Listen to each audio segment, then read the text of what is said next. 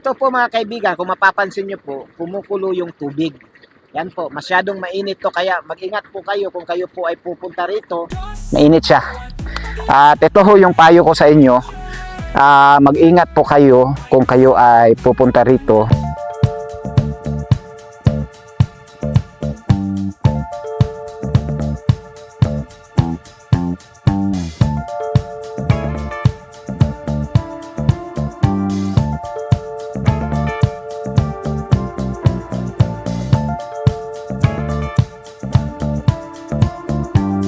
Magandang araw Luzon, Visayas, Mindanao. Sa video po natin ngayon ay ipapakita ko sa inyo kung gaano kaganda itong Twin Falls. At pagkatapos nito ay pupunta tayo sa Lake Agco para makita nyo rin kung gaano kaganda ang lugar ng Lake Agco.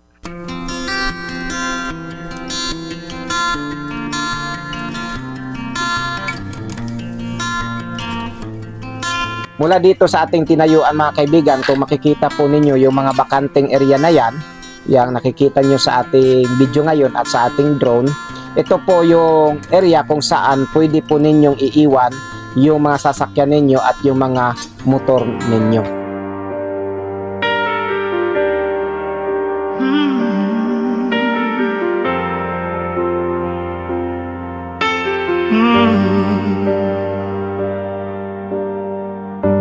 I leave a light on every night,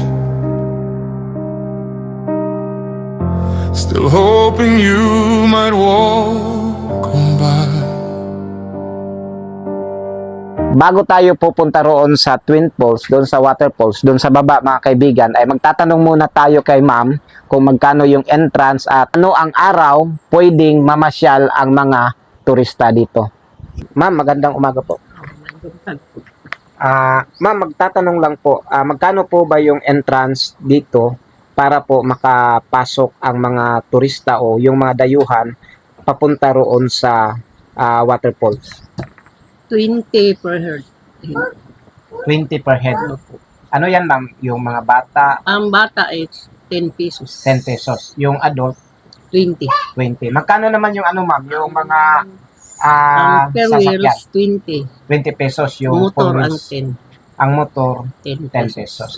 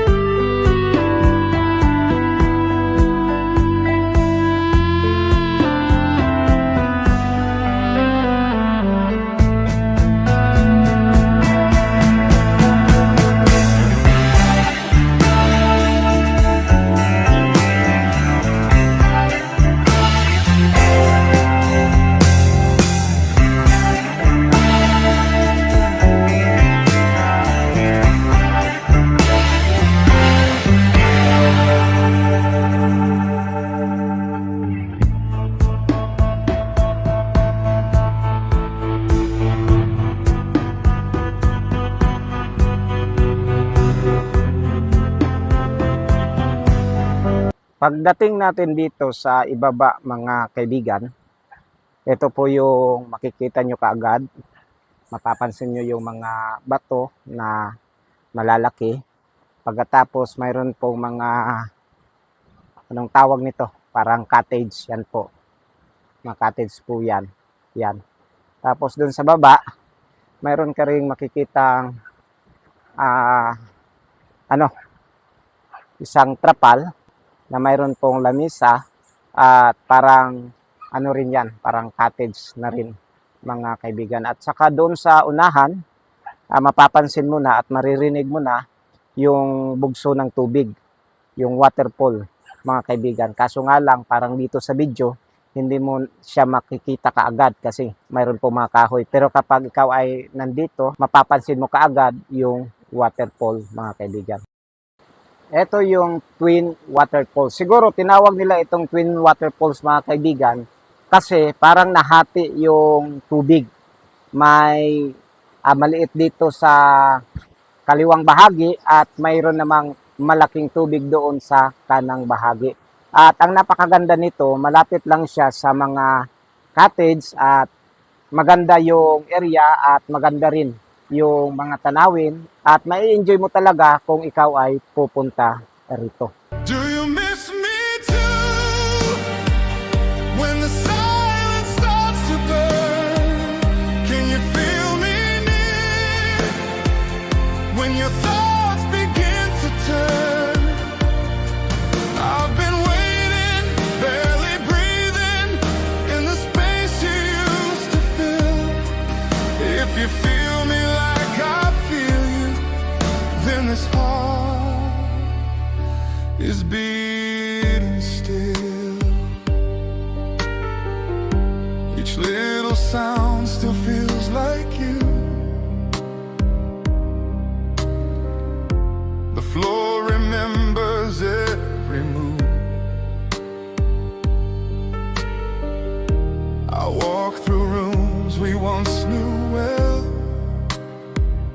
Mula dito sa Twin Waterfalls, mga kaibigan, ay pupunta naman tayo doon sa Lake Agco para makita nyo rin kung gaano kaganda ang Lake Agco, mga kaibigan. Kaya tayo na, biyahe tayo papunta roon sa Lake Agco.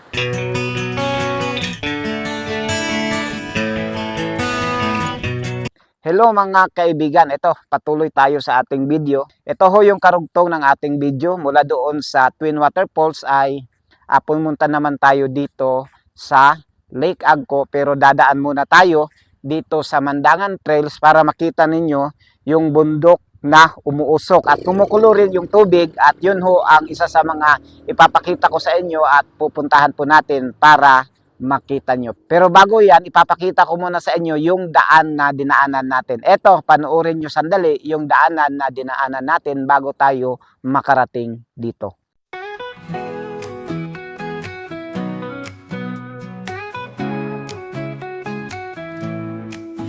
Liko-likong daan kami naglalakbay, moto sa kalsada, tanaw ang kalangitan sa bundok at talon, kwento'y bumabalik, doon sa himpapawid, ala-alay malilikha. Ilang tanawin ang aming hanap, may mga tanong tungkol sa pananampalataya. Kasama si Rods Adventure, tala ang salita, sa bawat hakbang may gabay na mula sa kanya.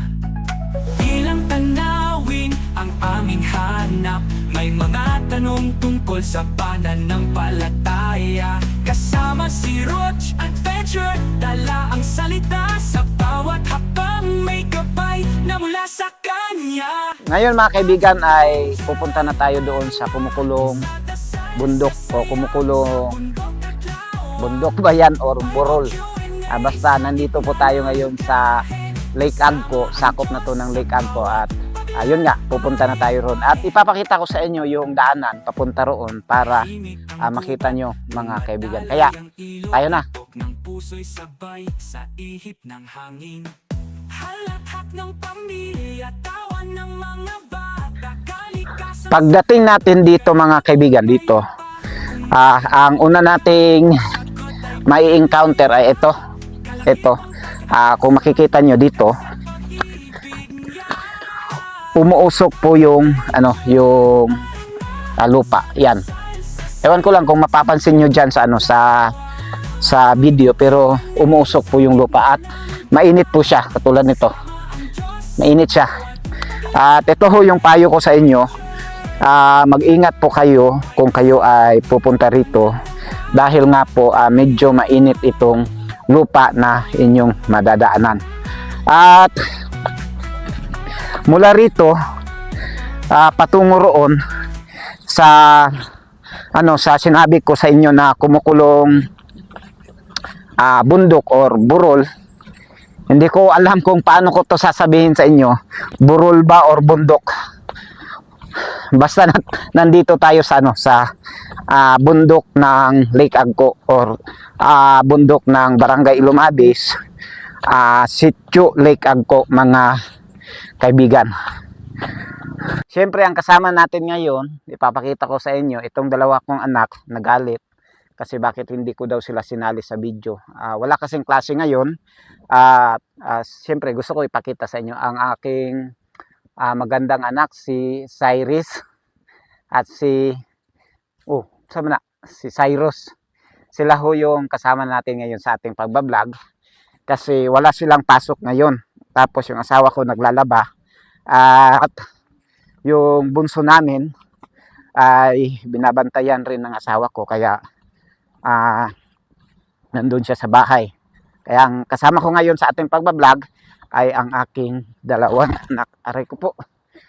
Ano to?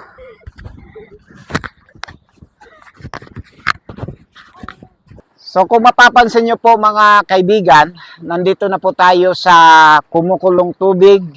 Pero ito po ay hindi pa Lake Agco. Kasi yung Lake Agco ay nandun sa kabila. Tayo ay nasa Mandangan ngayon.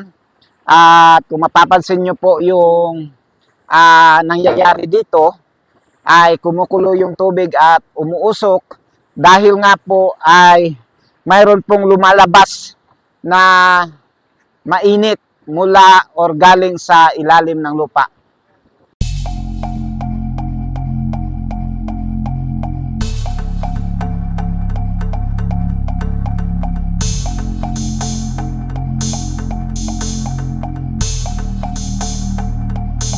Ito po mga kaibigan, kung mapapansin nyo po, kumukulo yung tubig.